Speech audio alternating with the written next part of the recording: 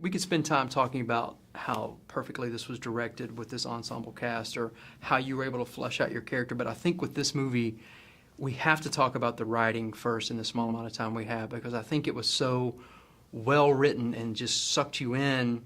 And at times, even like your previous endeavor with Sound of My Voice, it was like I felt like I was watching something that I shouldn't be. Like I was going to get in trouble or I was going to have to answer for what I was viewing. Talk a little bit about your collaboration. And you felt that on The East too?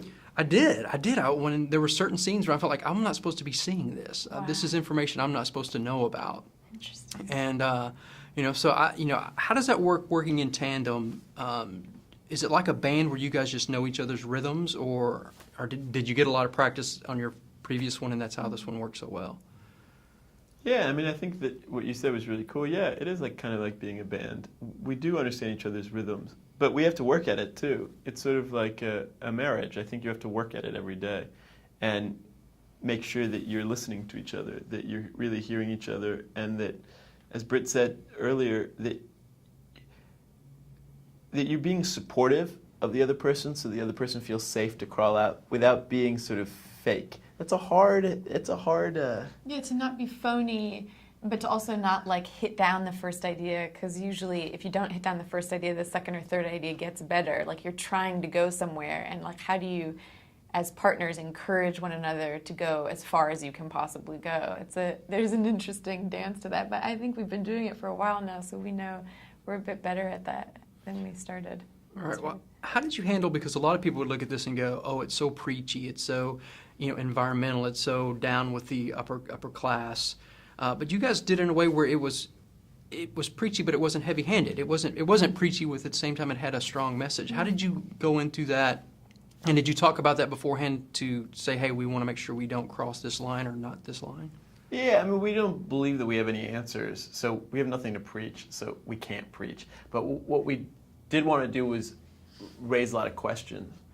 And we knew from our experience that when you talk about how the environment, which includes us, is sort of being poisoned, people do roll their eyes or they glaze over. And so we thought, how can we talk about these things? Because they're very worth talking about without having people sort of lean back. How can we get people to lean forward? And our idea was stitching these themes into a thriller, into something that's engaging and exciting. And so that was our intention.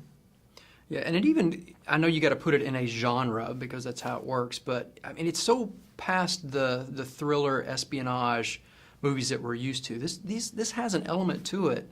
And I hate to go back to the one before you guys did, but it has that same sort of feel where we're seeing a new genre. You almost are creating this new style of film where it's almost like a documentary, like we're watching what you guys have lived through, even though it's in a way fictional. So kudos for that. I mean, that's just cool. Now for you, having written your character, knowing so much about her, were the things when you started fleshing it out in front of the camera that even surprised you about the character in this one and what you found with her? Oh, totally. I mean, I think it was a scary moment when we finished writing and then we went to split up and I go act and Zal goes direct. And when I went and sat down with a script for the first time as an actor and thought about playing the role, I was like, oh gosh, how am I going to pull this off?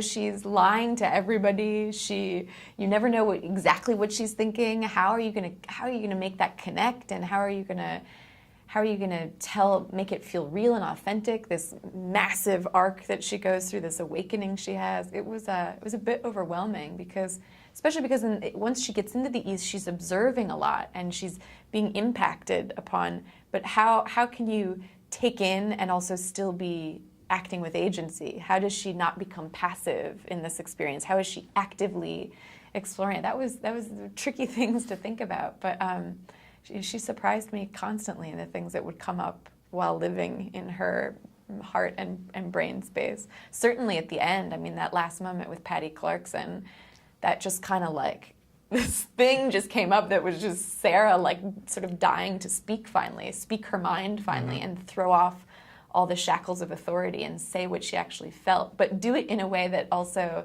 keeps her cover. It's a tricky thing to do. Right, and even as a viewer, I'm watching her do that, and I'm wondering, okay, is she doing that because she's trying to send her a sign? Is she telling her something? Right. about the group, or is it something subtle, or is she really finally having her voice? So there Yeah. is so many layers to that character that you really don't know what to believe or what to Yeah. trust or where her head's at. Exactly. So that's great. Now, what about you? That this was a great ensemble cast that you guys brought in for this. I mean, there's a lot of familiar faces, but nobody. There's no respecter of persons. You know, no matter who they are, they're up for elimination or going through things. What was the toughest part for you about honing all those different personalities in and making sure everything clicked? Well, I think that the script was a litmus test for who wanted to come down to Shreveport, Louisiana, and have an adventure with us. And all the actors that ended up joining us were actors who wanted to have an adventure. And so when you're that kind of person, or when you're in that phase in your life where you're open to exciting possibilities and to doing something in a sort of collectivist way, then I think you come with no ego. And so that the actors came without an ego. And they really were very generous with each other and kind to each other and kind to the crew. And as a response, the crew was kind to them. So that creates a great environment. Everyone liked coming to work in the morning. Yeah, and I mean this as a compliment, even though it might not sound that way, but I want to see more of these characters, and the fact that I would love for this to be a television show. I'd love to go back next week and go, okay, where are they going? I mean, he already got it. He got in this diesel truck, but where's he going? Right. Is she going to hook back up? Is there another thing starting? I mean, do you guys feel that way about the characters as well that you've created, and now you got to let them go, or would you love to revisit them weekly or see them hash more stuff out? You know, I want to know what she says. Then I will respond depending on what she says. it's funny because I think Zal and I have this thing, which is when we write, we create these massive worlds and characters and these landscapes, and then we're taking the smallest sliver of them and turning it into a feature film, but there's so much there. Sometimes I wonder if we wouldn't be better suited to writing novels together, because there's just so much material. So Or making television. yeah, so it totally could keep going, though. Though I don't know, I feel like we've done the espionage infiltration thing. We've studied that for a while in Sound of My Voice in this, and now I get the sense that as we're starting to write new stuff, that we're being pulled by other ideas. So Yeah, a new horizon New breaks.